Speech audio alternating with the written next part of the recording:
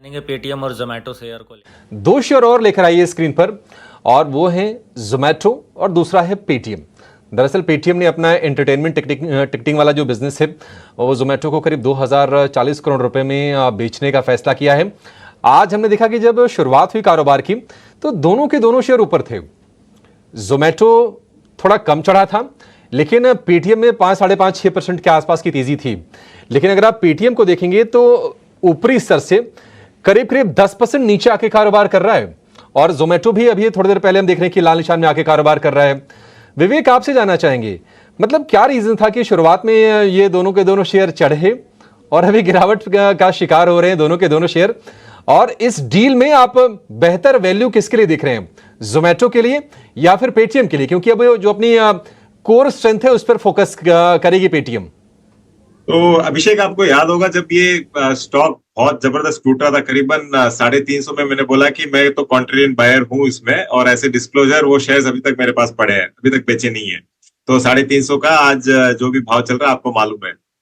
तो ये तो हुआ प्योर डिस्क्लोजर। अब देखिए विवेक जी, हाँ जी, उस वक्त जो शेयर था ना, आपको बता दूं, मुझे याद है मैं ही था, और उस वक्त शेयर ये करीब 350 रुपए के भाव के आसपास का शेयर था ये, और आपने तब स्ट्रांगली उसको कहा था कि नहीं आराम से ये ऊपर जाएगा, और आपने खरीदने की सलाह दी थी तब। तो यही बात है, और इसलिए मैं बोल रहा हूँ ऐसे डिस्क्लोजर अभी भी मेरे अकाउंट में है ये, तो ये सबको समझना है। अब जो वैल्यूएशन पे डील हुआ है वो अच्छा खासा valuation, in the sense fair valuation है।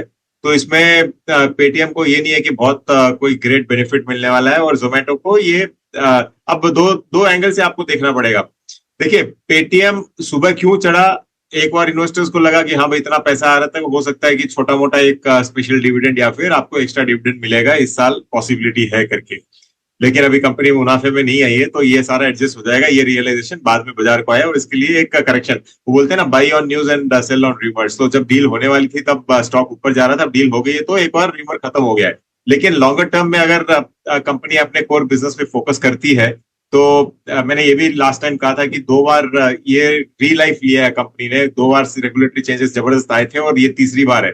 और मुझे लगता है कि तीसरी बार भी ये कंपनी जिंदा रहेगी, और टाइगर जिंदा है के जैसे ये भी चलने वाले हैं।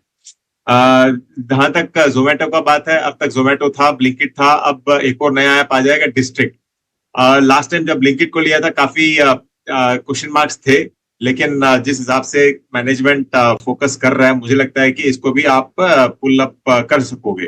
तो अगर डिस्ट्रिक्ट ऐप जब आएगा और अगर अच्छा करता है तो this could be a totally different, क्योंकि खाना एंटरटेनमेंट हैंड बाई हैंड जाता है कभी भी। आप चाहे घर में बैठ के मैच देख रहे हो, एंटरटेनमेंट कर रहे हो, तो आपको ब्लिंकिट से सामान मंगाना है या फिर जोमेटो से खाना मंगाना है, तो सब हैंड इन हैंड है, एक टाइप के बिजनेस है। तो आई थिंक लॉन्गर टर्म में दोनों ही कंपनी के लिए अच्छा होगा ये। कंपनीज के लिए एक विन विन सिचुएशन है। जोमेटो पर भी कन्विक्शन है और पेटीएम पर भी कन्विक्शन जो है वो विवेक का बरकरार है।